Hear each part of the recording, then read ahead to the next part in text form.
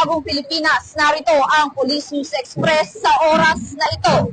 Kasalukuyang naka-standby ang buong kapulisan mula sa iba't ibang unit offices upang matiyak ang seguridad at kaligtasan para sa ika-4 na State of the Nation Address ni Pangulong Ferdinand Bongbong Marcos Jr. sa paligid ng batasang pambansa. Naka-standby at nakaposisyon na ang buong puwersa ng Philippine National Police mula sa iba't ibang unit offices upang matiyak ang seguridad sa paligid ng batasang pambansa kaugnay sa ika-4 na State of the Nation Address o SONA ni Pangulong Ferdinand Bongbong Marcos Jr.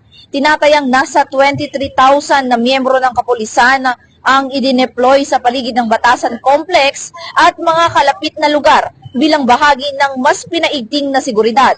Kabilang sa mga ito ang mga personnel mula sa iba't ibang espesyal na unit, crowd dispersal teams, traffic management, K9 units at bomb disposal squads. Sabay nito, nagsagawa rin ng kilos protesta ang iba't ibang grupo ng mga rallyista sa kahabaan ng Commonwealth Avenue at Philcoa. Mahigpit na binabantayan ng kapulisan ang mga naturang aktibidad upang matiyak na magiging mapayapa ang mga ito at walang magiging banta sa seguridad ng publiko.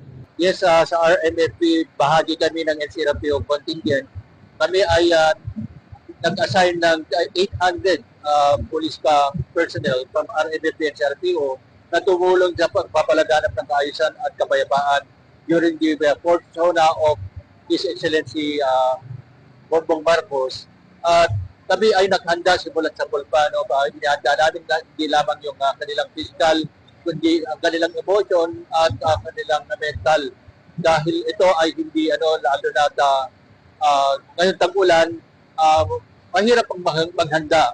At hindi lamang yung paghanda, ginawa natin, nag-training tayo upang maghanap natin ng mabuti ang ating tungkulin dito sa SONA, bahagi ng CDF. At nagkaroon na rin tayo ng showdown inspection upang masiguro ang operational readiness ng ating kapulisan. At pinapahalagaan natin yung kanilang physical, yung kanilang health. At meron tayong battalion health nurse na nandito ngayon upang bantayan ang kalusugan ng ating mga personnel. Ayon sa PNP, patuloy ang kanilang koordinasyon sa iba pang ahensya ng gobyerno para sa agarang pagresponde sa anumang emerhensya. Nakalatag na rin ang mga checkpoints, roadblocks at first aid stations sa mga kritikal na lugar.